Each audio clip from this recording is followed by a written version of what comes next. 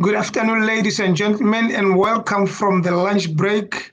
I think we had quite a few hours at lunch break. Now we are starting the afternoon with three powerful ladies in sport. And I'm going to introduce them briefly. They will introduce themselves once the moderator introduces them, because this one is going to be a little bit of a different kind of presentation. It's a panel session where we have a moderator. We have a moderator in the name of Khame Mutibi. Khame Mutibi is a consultant at Sport Management Agency. She will introduce herself when she comes in. And then we have Tapiwa, the Sport Development Officer at ITF, and Lindy Ngwenya, who is also the partner to Stylistic Sportainment, but she's also the MD of SESU Management. Without further ado, ladies, the floor is yours. Feel free. Attendees are waiting for you. Ms. Mutibi, over to you. Thank you very much and welcome. Thank you so much, Miran Tenohan, and thank you for the opportunity for us to discuss issues around women in sports. For me, this is one of the most important discussions to have when you discuss sports. Thank you, Tapia Masunga, for joining us, and thank you, Lindy Ngwenya, as well, for joining us. My name is Khame Mutibi, as Tawe has mentioned. I'm a consultant at Sports Management Agency, where we just deal with trainings, mainly women in sport trainings. We also deal with athlete education programs, say sport programs, and also mentorship and empowerment programs, as well as all other sport for development programs. We are currently based in Botswana, and we are hoping to extend our services to Africa.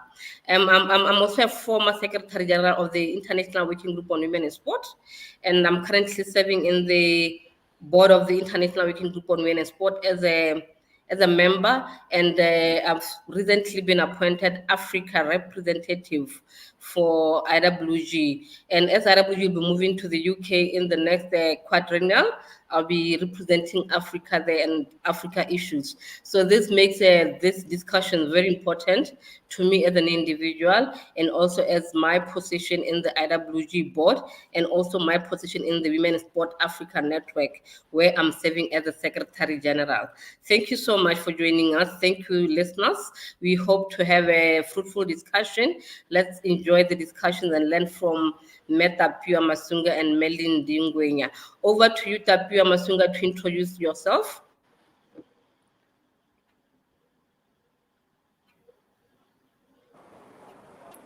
Thank you to this sports summit in Botswana. I am very happy to share my thoughts, as well as to interact with the rest of my fellow panelists.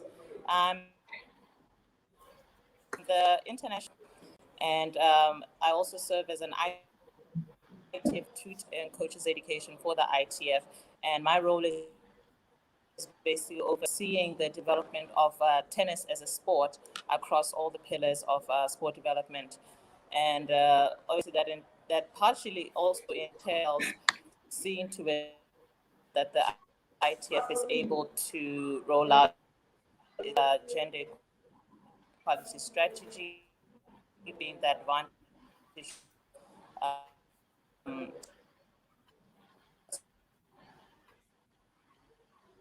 strategy as well in Southern Africa.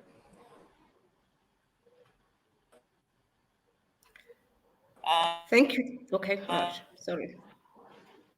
So I'm ready to get started with you, Khame. Thank you. Thank you, Tapio. I take that overseeing development of tennis and the strategy would definitely include the development of women in tennis in Africa. Thank you for that. Lindy Ngwenya from SESU Sports Management. Thank you for joining us. May you now you introduce yourself. to the listeners. Thanks. Yes, thank you very much, Hame. And my name's Lindy Ngwenya. I'm founder and managing director of CC Sports Management based in the UK. So I'm very much looking forward to welcoming you, Hame, when you do move to the UK for your new role. My company was formed back in 2013 with a mission to support the development of football on and off the pitch in underserved markets. And one of the key underserved markets or areas we've always worked in has been in women's football. And also Africa has been a key part of that particular strategy. What do? We provide mentoring and career development for elite and elite potential players and coaches. And we also provide consultancy to clubs and federations on women's football development, as well as other matters, particularly around operational improvement. Bit of background on myself. I'm actually a chemical engineering master's graduate from Cambridge. Subsequently then spent 5 years in the British military as an engineers officer, followed by about 11 years working in the financial market. So I would say from a personal perspective, I've worked in a lot of what would typically be called male-dominated environments. I've sort of learned the tools, so to speak, required to maybe navigate some of those environments. And I've been able, hopefully, to sort of bring that knowledge and that experience to my company to help the associated kind of clients and stakeholders that we work with. In terms of my own sporting background, I actually played rugby. Football wasn't my particular forte. And really the sort of challenges encountered as a female sports person, a female rugby player, underpin some of the values around CC Sports Management, particularly on sort of, knowledge, integrity, and player care. We've negotiated a lot of employment contracts, commercial contracts with clients in professional football. But to be honest, this is kind of front and center. One of my key passions is the development of women's football across Africa in particular. So I'm really, really honored to be on this discussion panel. Thank you, obviously, very much, Thabo and Stylistics, for inviting me to be an attendee. Thank you so much. I think we know that with COVID, there came a lot of changes, including it's called new normal. And the new normal would mean that instead of having a face-to-face conference, we may have hybrid, we may have online. And here we are online, and we know that it comes with a lot of challenges, including internet. So bear with us, we'll still be here with you. Whatever happens, know that it's technology, and we are bound to live with it. It's something that we cannot control as humans, but we hope everything would go well. Today we are going to be discussing opportunities and challenges of women in sports at world level as well as as Botswana. Looking at Tapio, as much as she's the ITF officer, she's also coming from a sports background in Botswana, and she was part and parcel of the growth of women in sport in Botswana. But I'll start with Lindy and just take it to a high note first to say the conversation is going on. We are part of the opportunity because we are having a conversation right now. So conversation around women and sports issues, around gender equality in sport, around safeguarding sport is ongoing. We see that policies in some of the countries are changing. We see that conferences around for women and sport are being held. We see a bit of progress in terms of attaining gender equality in sport. But at the same time, we see a lot of challenges. We see new challenges emerging. We see we are not even able to deal with issues that were actually or possibly were influenced by patriarchy. So we find ourselves feeling like we are going one step ahead, at the same time we go 2 steps back, especially now with COVID. We saw an increase in gender-based violence cases, including safe sport issues were changing in dynamics. So looking at above what I've said, what do you think, what is your viewpoint on this one in terms of the current issues and analysis on gender equality in sport? Yeah, thank you, Hame. I mean, it's where to kind of start on this one. I think the first thing really to accept and acknowledge is that, the legacy we have with sport is that very much everywhere we look in the world globally, sport was originally considered a masculine pursuit. And as women, we were excluded from that sphere. So we have really kind of come from the perspective of really breaking into the sporting arena as women, whether it be as, actors, athletes, administrators, leaders, and really being able to take root and grow and develop our kind of space in what were traditionally kind of male-only spheres.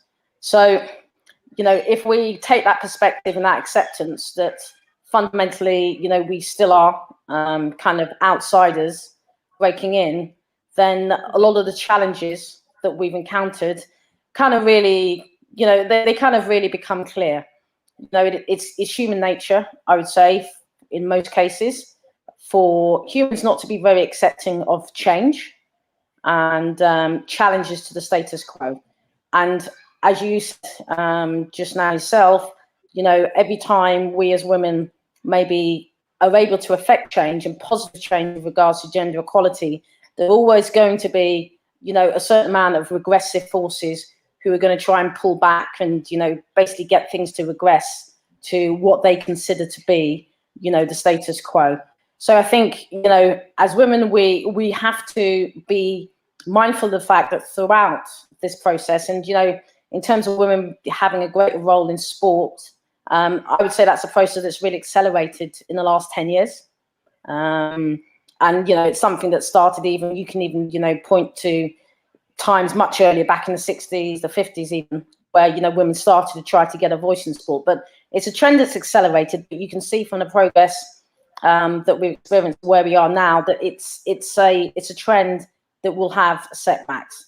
I mean, let's look at even kind of very, very recent events. Look over to Afghanistan. You've got a country there where, great strides have been made towards women's empowerment and, women's sports and women's sports development. And clearly what's happened in the last couple of weeks is going to be a major kind of aggressive step for that. So I think we have to understand women, and it's something I'll touch upon later, that we have to also work together as groups. We have to network with each other, as well as obviously trying to affect the changes that we want in our own respective spheres and organisations, and use and draw on each other's experiences and strengths to be able to deal with any setbacks and keep pushing the cause forwards.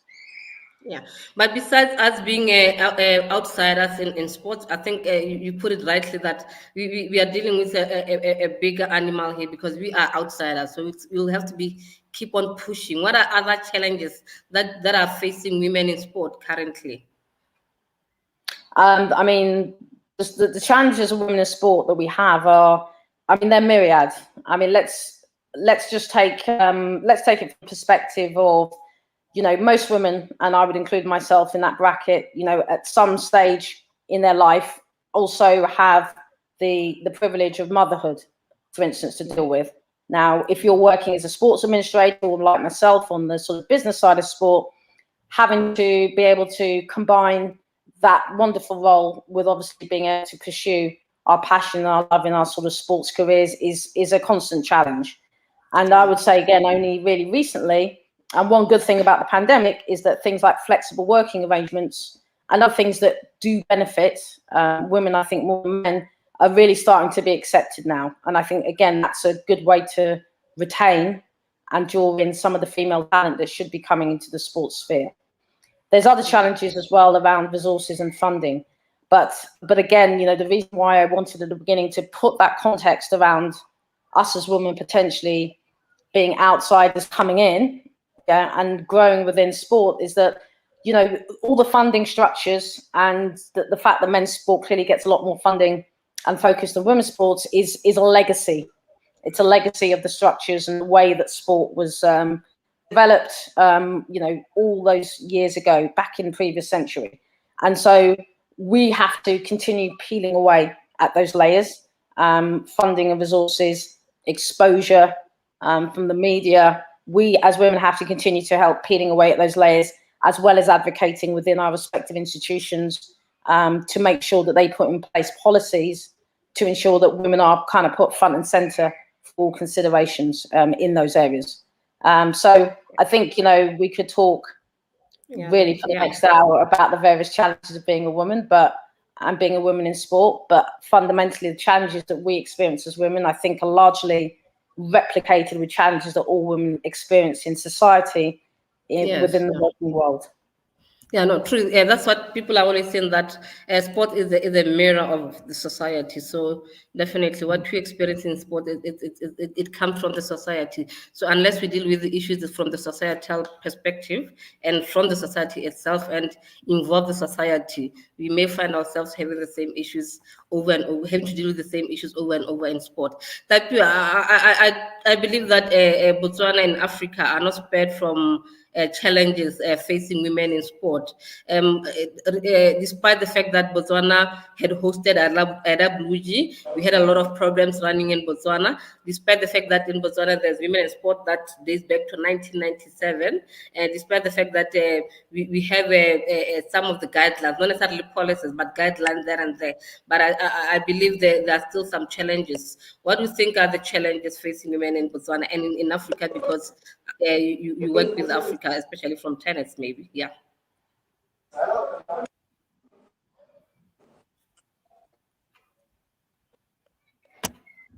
Yes, thank you, Femi. Yes, that's true. There are challenges that we're still facing in Botswana and Africa. And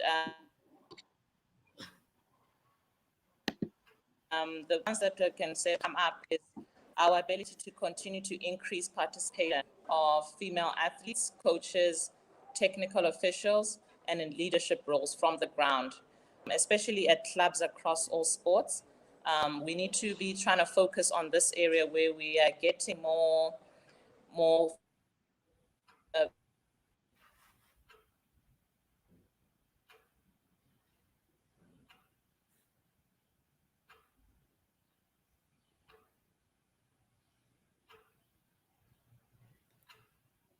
Okay, I said it. It's new normal, and it's we are facing internet connectivity problems, but we are here. The discussion is ongoing. Okay, Tapio.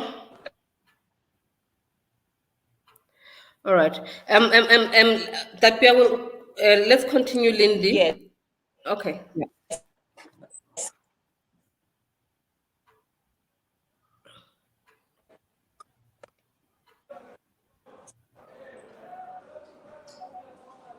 Tapiwa? Okay.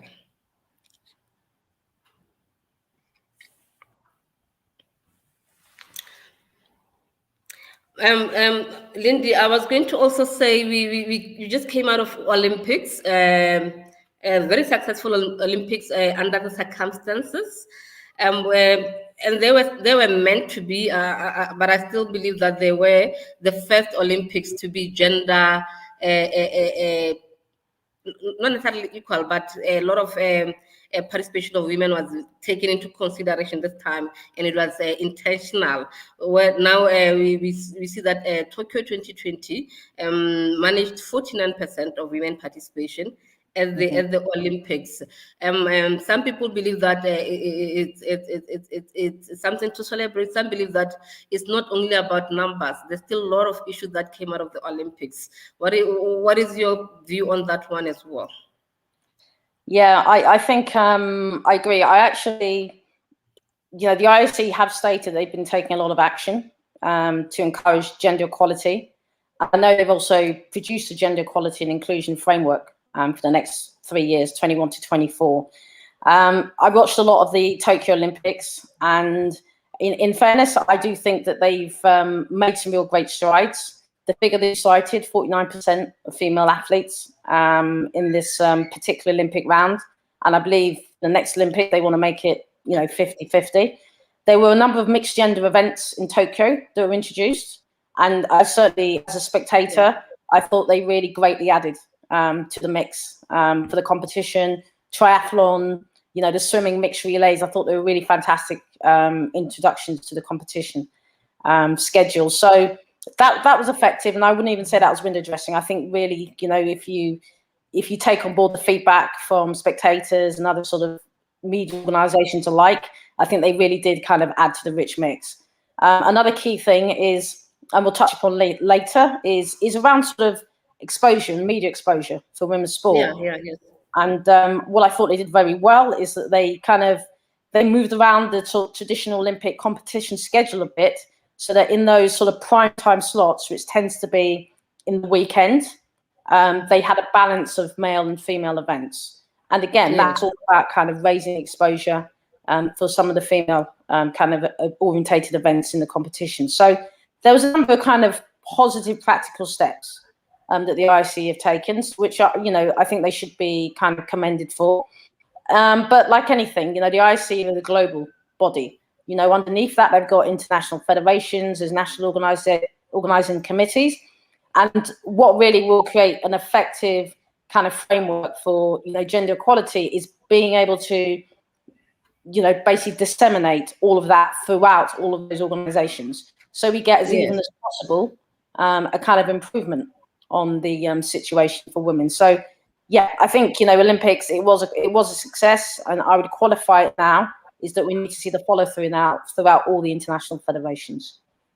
Yeah, very true. And I think if you talk about media, the coverage improved, but the sexist comments and the issues that were still coming out. I remember there's a bingo that was done for women at the Olympics.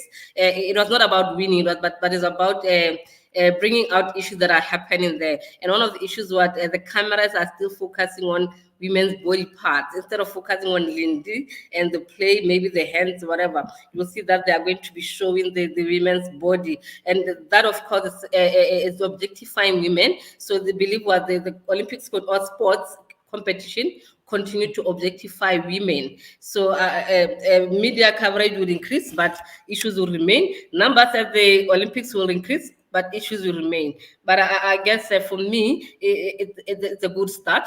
We will continue to improve as it goes. Tapiwa will be joining us with audio. Tapiwa?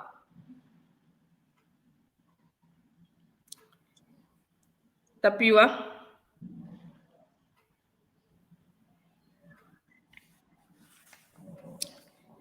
Hello, Tapiwa. Hello, Khame, I'm here. Yes, I'm yes. here. Okay. And okay. Let's continue on the challenges of women in sport in Botswana and in Africa.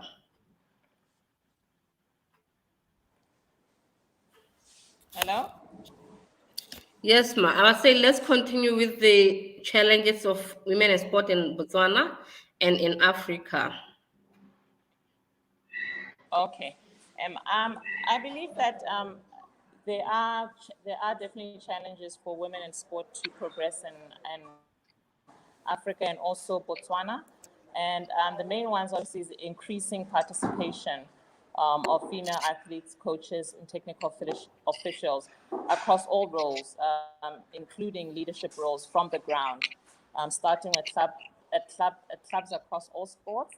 I think that we can see how we try to get more women in sports at club level or at grassroots level before getting into national federation level, so that we know that we have women that are able to be at the peak of the pyramid and that they're ready. As I think that we tend to focus a lot on the national level structures across our countries, but we're not taking a bottom-up approach, which I think that is what we need to be looking at.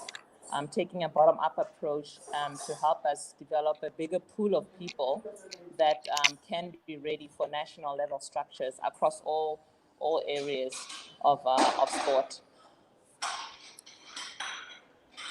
Yeah, and I think very true, because but how much training are we giving those women? Because we need to rewrite the notion that we want women in positions, but not necessarily quality in positions. So we need to show that it's not the discussion that I always want to get into, because I believe that the same standard that we give to women, we should give to men. So, but we always say, is she good enough for that post? But when a man comes in, we don't ask those questions. But at the end of the day, it's our, like Lindy has said, that we need to it's our fight, so we need to do things right. So how much of training are we giving to women who we want to go into positions? Mm-hmm. We're not really doing enough in terms of training, but also, like you mentioned, are we going to just focus on the women, or do we assume that the men are already trained? Because men are able to come in and take up positions and do it without being trained. So with regards to the women, I believe it starts off with first trying to entice them to actually want to take on the roles. And a way that we can also look at is to perhaps even look at roles that are not necessarily directly starting at an executive level, but perhaps going into an area such as coaching, for example, where as people who are as coaches, you already started to develop your leadership traits and so forth. So we need to identify certain, even for example, females that are captains of teams, not even just national teams, captains of teams, even at club level, to see how we get them in and get interested in taking up positions once they are, if they are willing to go up there. Like you said earlier, you don't want to go into, because it becomes a tricky one. That are we going to direct training? One can argue that yes, we do need training, but then again, why are we not also training the men to be better leaders as well? Yes. I think, but we also need to be, even if we're trying to compare men and women, that men can actually just go into positions. But someone would say that we already know that our fight is a bigger one. Like Lindy has put it, we are new entrants into sport, so we are more like outsiders. So when a man is doing one thing, us, we have to do it like 5 times the effort that he's putting in there, because we know the society will judge us harshly. We know the environment may not necessarily be conducive for you to succeed in your position. So that is why we would say maybe let's get the women who are trained there, so that they make a case for other women, so that they say that if Lindy has done it and Tabu has done it, why can't you do it? That kind of so we need to make sure that this is a challenge that we are facing as women, but we need to give 5 times the effort so that we can make a case for women. Right? Yes. And yes, no, you're right on that, Fami. I mean, the training can be obviously the skill set that are needed for leadership, but also some of the softer skills that we can try to see how we include that in our trainings. Because Yes. as you mentioned, maybe they are not confident. How do we increase their confidence levels in order to be able to stand for those kind of positions? Because I think that we also focus a lot on I'll say the administrative aspects of it, the general leadership aspects, and not looking at some of the other skills that are required for you to even be able to put your name forward and say that I want to do this. Yes. Lindy, that we have mentioned that we often focus on the national level when you talk about women in leadership or in coaches. And even if you focus in Botswana is currently sitting at 19.5% of women serving in the 42 sporting codes, and including the sports agencies, your Olympic committee and the minister at the level of leadership. So even if you are focusing there, we are still not making strides anyway. But my question is, are we progressing at elite level, at national level, or at grassroots level? Where is the progress that we are seeing happening? Is it at the elite level? Because some of times we find like we are leaving behind the communities. Where we could be having this kind of conversations. Right now, we are online. That we are struggling, but she's coming from a privileged point, I would say. But what about someone who can't even sit behind in front of the computer and listen to this discussion? Yeah, Hamid, I think Tabiba's touched on something I thought really important to mention, is that there is a lot of an emphasis on kind of a bit of a top-down approach, but actually really the grassroots is where it starts. And I think I'll open a conversation out more on that, in the sense that, I think, depending on the sort of the country and their specific kind of grassroots or sort of early stage sporting culture, I think schools in a lot of cases are key in this. Give an example, the stat, Nielsen, the research agency, their Women in Sport report 2016, one of their findings was that women who participated in sporting activities at school have a 76% chance of remaining interested in sport for the rest of their lives. Now, if you think about the implications for that, that doesn't necessarily mean as a player, but we're talking about now this general discussion about getting more women in those leadership positions, those administrative positions within the whole sporting infrastructure. So it's at those early stages, those early impressionable stages, whether it be at school or if it's, grassroots sports organizations that certain countries also sort of bring children into sport. I think we really have to build that foundation, because long term, that's how we're going to get sustainable sort of growth and progress with regards to women's involvement. In terms of measures now, and I think some of the measures that have been implemented at this time are really measures to try and help to encourage women with the sort of skill sets that would be valuable within sporting organizations. So women with transferable skills. I know particularly a lot of women who've got leadership experience, chief executives of, commercial organizations, for example, who would be very, very good and very, very strong kind of leaders within the sporting sphere. So I think a lot of the work is going towards encouraging some of those women to look at sport and be able to transfer those skills and abilities into that sporting arena. But I think long term, we have to build that structure. We have to engage women and girls at that early stage and really get the participation and engagement in sport at a stage where it's not considered a girls or a boys thing.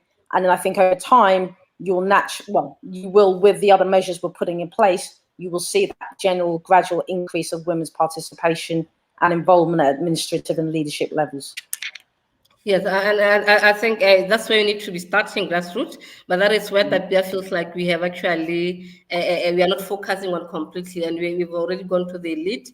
That is why it's easy to even mention national. Women are doing very, and what about women in clubs? What about women at coaching? What about, so that is also where we need to be going to, like you are saying, is to start the pace, and it also to, like you said, to transfer the skills. We can also, it's a retention kind of a strategy, so that even the athletes, they are able to move from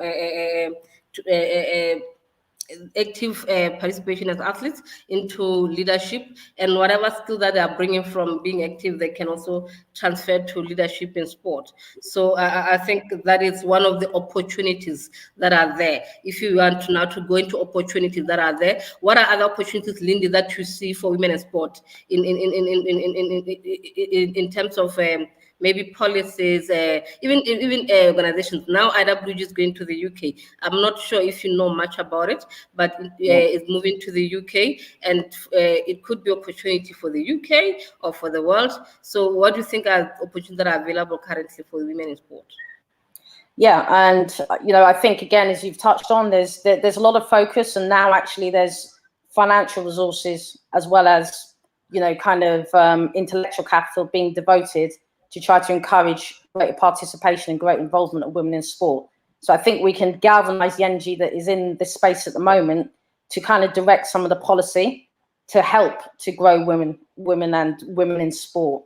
I think though one area that we haven't really touched on yet, and something I've sort of really kind of noted when I was doing some background work on this particular panel, is I think a really key development and opportunity for us as women is the advance of technology, and what that has happened in terms of enabling us as women or women in sport to be able to tell our stories. You look at the sort of the rise of digital platforms.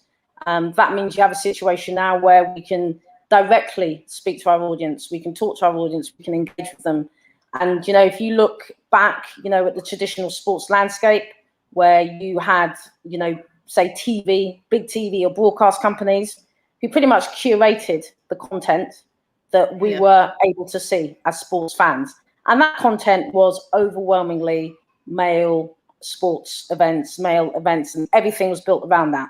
Whereas now, you've got YouTube, you've got content creators, both in the sports community, and also you've got fan content creators starting to really develop the stories and really kind of help to grow some of the awareness and, again, some of the following around the women's sports. And I think that's a massive, massive development. And I think Yes. that those organizations who can really understand that and understand better how to harness some of that technology in order to be able to grow awareness and, like you say, grow the engagement around women's sport, I think that is the biggest opportunity in this space right now. Yes.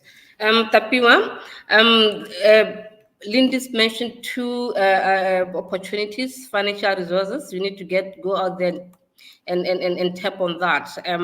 How are you doing as WASBO or as Botswana Women in Sport in Africa in getting the financial resources to assist women? Because at the end of the day, for us to continue the development of women in sport, there's a lot of financial backing that is needed. So are we doing well in terms of accessing finances of financial resources for women? And also technology, how is Botswana and how is Africa faring in terms of utilization of the social media that you mentioned, and using technology to advance the conversation around women and telling women's stories? Because it's best we tell our own stories. No one should be able to tell our stories the way we tell our stories. So Tapiwa? Yes, thank you, Jaime. I'll touch on the first aspect with regards to the resources and especially the financial resources, but I will put the financial resources together with overall utilization of resources. I believe that we still have a challenge in this area with regards to fully optimizing what we have resource-wise, human resources, financial resources, as well as potentially getting partnerships within Botswana, I'll say within Botswana and then the broader space of Africa, to be able to succeed on achieving our mandate. With regards to human resources, it goes hand in hand with decentralization. And I think in Botswana, I'll start with Botswana context, we cannot expect WASBO to do everything.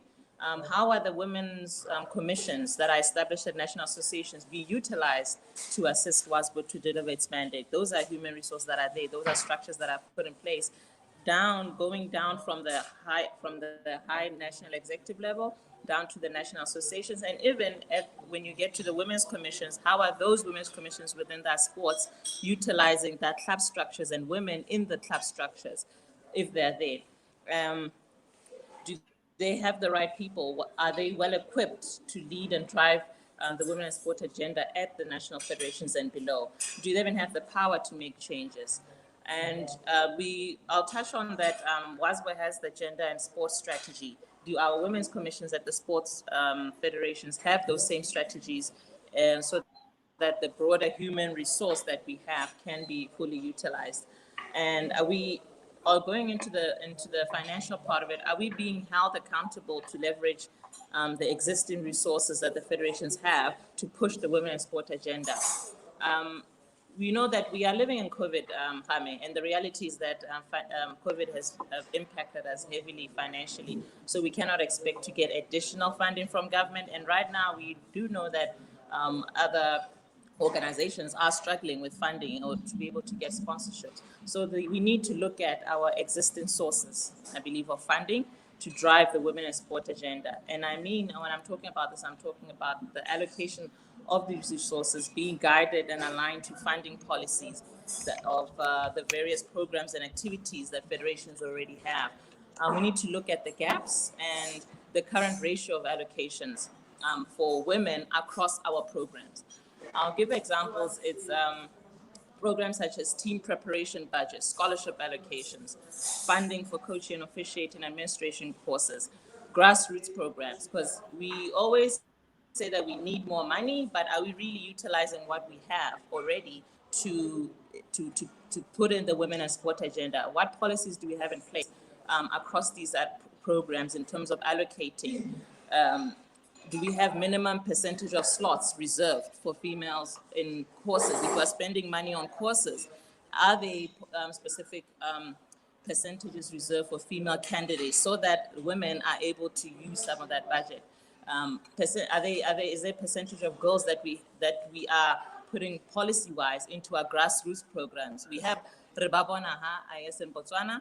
Do we know how many girls are actually able to directly access the Rebabona program that is resourced by the government, by the Botswana and the government? I mean, this can lead us also, if we're able to get the knowledge around these particular aspects with what we already have, I believe this can lead us into advocating for dedicated subventions, because I mean, people want to know what you already have, and then you can be able to say, you know what, we are not able to really fully access the budgets that are there, so we need more funding.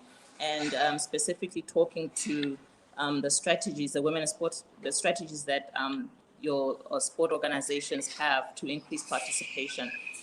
Lastly, I believe that it's an issue of continuing to forge strategic partnerships in order to achieve this. And, we just need to see how we utilize what is already there, especially going into COVID and going forward. We really need to look into that space of what is already there and maximize how we can get in. The other question you asked was with regards to the utilization of media and social media in Botswana and Africa. I think that there's been pretty good work, especially locally, with regards to WASBO utilizing and engaging social media-wise, especially with the onset of COVID last year. And there's been a lot of excitement towards gender equity at a global level, and in Botswana especially, because there's been evidence that WASPA has been engaging quite a lot. They have established specific partnerships using social media to advance, and I believe that it's been very visible and relevant, and they're able to use the platforms that they have to celebrate women, and it has increased awareness of the efforts that are being done, and also of the women that are out there and doing and progressing women in sport issues. A big thing about the way that WASBO, I believe I would like to congratulate them on this, on what they've put forward, is the ability to engage national federations to provide a platform for women standing for elections to be heard and showcased. And they've been deliberately making efforts to support women who put their hand up to lead. And also in Botswana, I mean, it's surged a lot since COVID with your social media and virtual platforms. There's a lot of conversation and discussions on women in sport, and they continue. I mean, we have the open discussions with Susi that are a legacy of the IWG, and also the channel through you as well. Yeah, I just want to ask you one question. You mentioned a lot of opportunities that are there, and the strategic partnerships, financial opportunities, Rebabana has an opportunity, structures, especially women and sports commissions from the NSAs, as one of the resources that are there. But and you gave us there's an opportunity in using them and utilizing them. My question is, why are we not actually? What are the challenges that are making us not utilize them currently right now? Because it looks like we have a lot on our plate, but we are not necessarily being able to optimize on that. So what could be the challenge?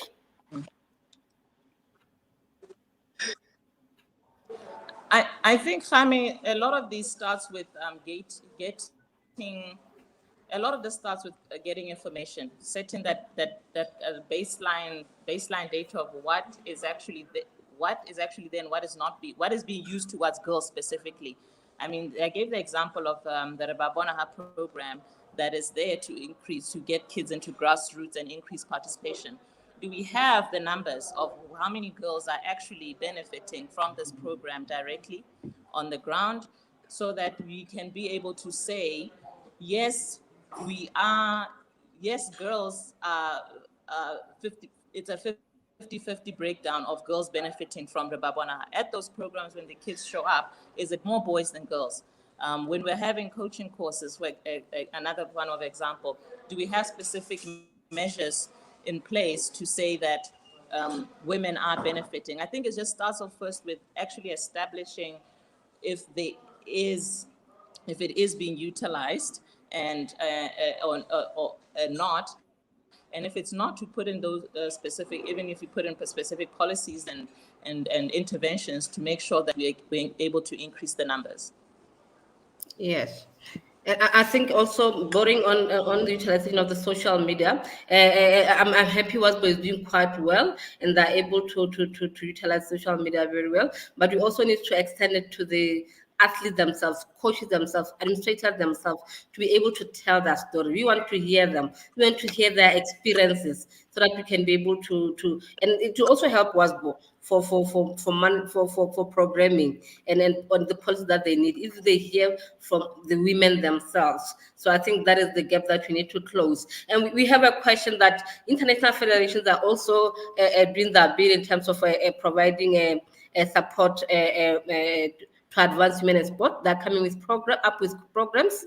Do you think these are effective, and or do you think these are good efforts, or they're just meant to tick boxes? Anyone of you can take this one. Yes, shall I? Yeah, Hammy, let me interject first. Well, I mean, I'd say the obvious superficial answer would be, yeah, absolutely. I mean, these programs it's good that these programs are starting up, and, you know, the federations are at least taking the steps to advance women.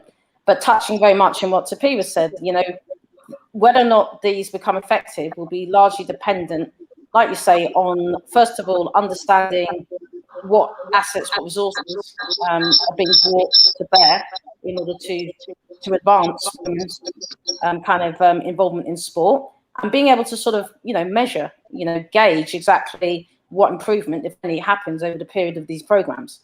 And yeah, it's really important to have that accountability aspect, to understand what you have, understand what we're trying to achieve, and really set some benchmarks and KPIs along the way in terms of, you know, how we're going to progress to those outcomes. So I think it's early doors. We can't be poo-pooing these initiatives and saying they're tick box exercises until we see the outputs, and then we understand whether or not we have actually made tangible progress.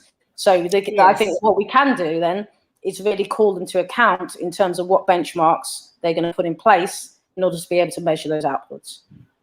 Yes, and also Tapia talks about baseline data. For me, I think in my area, as I've been advancing or growing in this women's sport Eu vou guardar aí, viu, amor? Deixa eu só iniciar o negócio aqui. The challenge that has always been there is research, especially from Africa.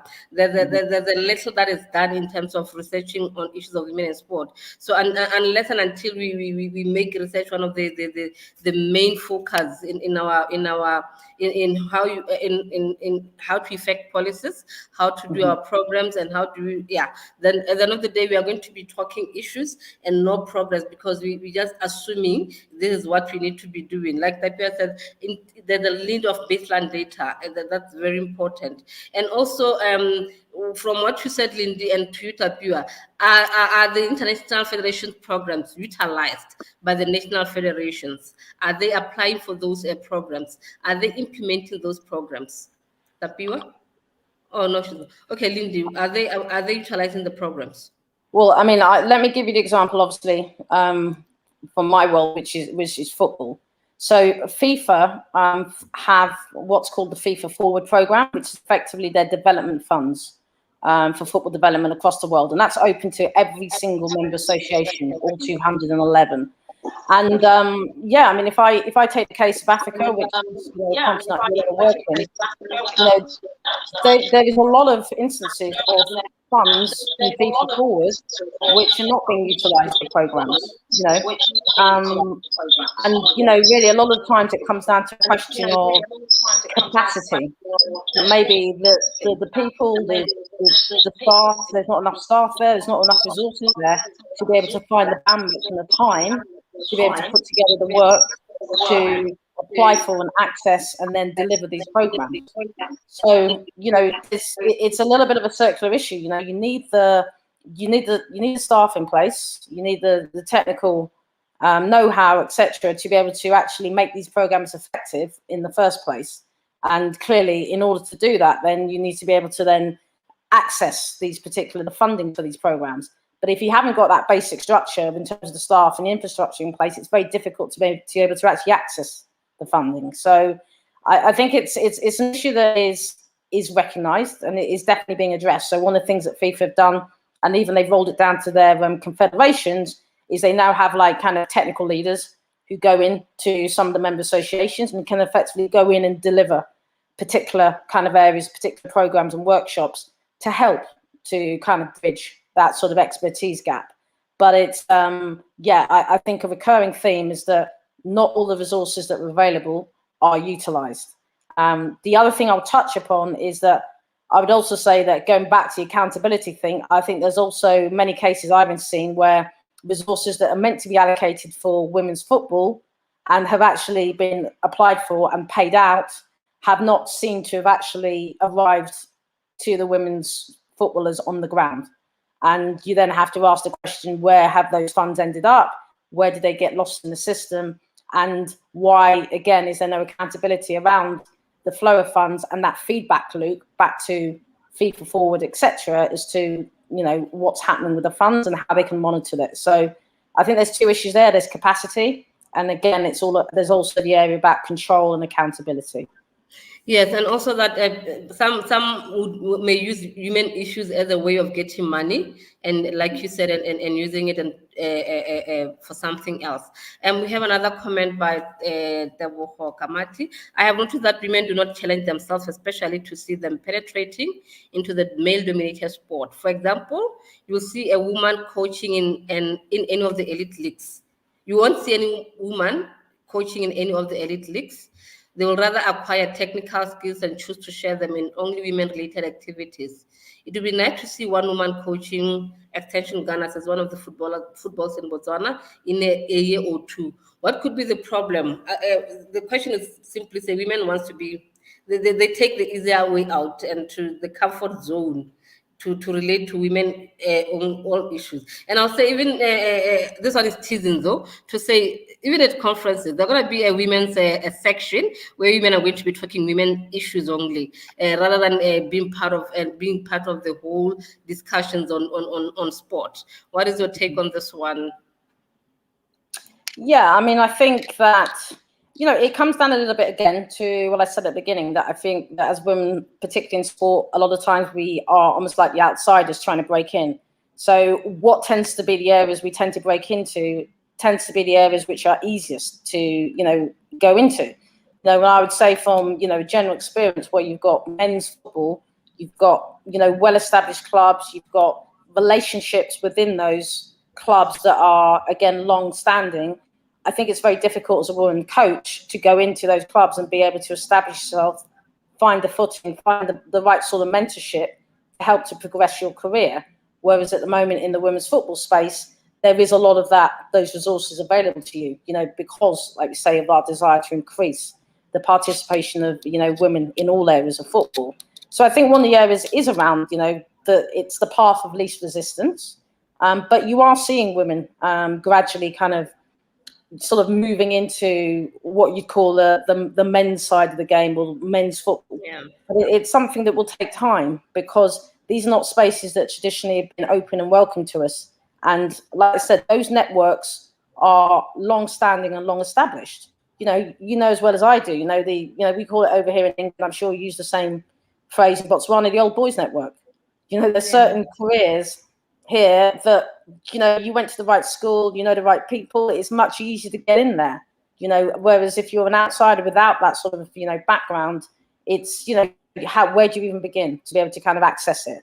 So I think, you know, we'll see as, again, the participation of women throughout sport increases, we will see more women kind of moving over into the male dominated, like you say, aspect or the mainstream part of sport.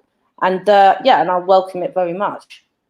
Yes, and also when the environment become conducive for them to be there, because some of the even referees, women referees, when they go to officiate men's football, they're abused. The language that is used there, and their mistakes are not taken as any other mistake. It become worse just because they are women. And I think we're going into wrapping up our discussion. It was interesting to hear all sorts of background, but I'm going to Tapiwa. I would like to say, Tapiwa, what is your last word to women in sport in Botswana and Africa? What do you think should be done and be done now? Yes, thank you, Khame.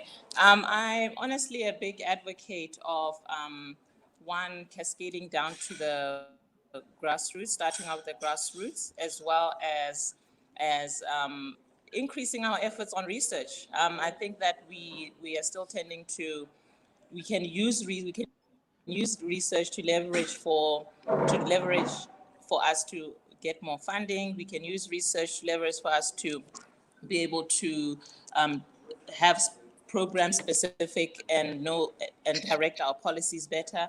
So I think that we need to tap into that space of actually getting into finding out what our landscape really is like, not just at the leadership level, because we need to start with the young girls at the bottom, seeing how many we actually have participating in sport, seeing how many we actually are able to keep in sport, and then going into coaching and so forth. Last one, with regards to the aspect you talked to, and women being able to tap into the male areas of the sport. I'll give an example of in the tennis space. You have Andy Murray, who was coached by a professional tennis player, former number one, coached by a female. He was coached by a female, Emily Mauresmo. And the good story about Andy Murray is that from when he was a little kid at the grassroots level, he was coached by his mom. So that perception of him, he has that perception that women are capable of coaching. So when he becomes a professional player, he's able to take on a woman as the coach. So I take it back, that example, taking it back to, again, the grassroots and getting the boys to see women as coaches at those levels as well. Because even as a woman, it's easier for you to start off with the young boys and slowly progress as well, and gain your confidence when you want to go into the elite leagues. So I hope that I made sense with that. If you can. Yeah, thank you so much, Tapu. I think that is good enough. Thank you. Yes, Lindy, what can you say to women in sport internationally, women sport movements? What do we need to do now? Yeah, I think, again, I would go back to what I said at the beginning. I think as women, we can network ourselves and we can work together to really advocate for, the growth of women in sport, whether it be participation, whether it be around administration, leadership, etc.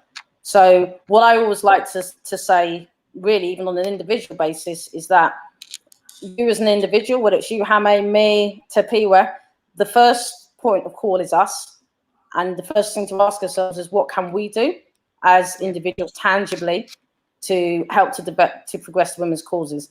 And I think if everyone asks themselves that question and puts down the action points involved in that, I think then that will make a big, that will make a real kind of meaningful, effect. So it's for all of us to look into ourselves and decide, what can we do that actually can practically and tangibly help to progress our kind of evolution in this sport. Okay, so the takeaway is, let's start from grassroots, let's go into research, let's network among ourselves, and start from the individual first, and then let's do advocacy. Thank you so much, Lindy, and thank you so much, Tapiwa. It was a great discussion, and thank you, Styles, for the platform. Let's continue discussing issues that affect women. Let's continue implementing, because we can talk and talk and talk, but we need to see something happening on the ground. So let's get to work. Let women come and do it for themselves. No one will do it for us. Let's present our stories. Let's tell our stories as they are, so that we can be able to tap on your issues and be able to address your issues. So thank you so much. See you next time. Thank you. Goodbye.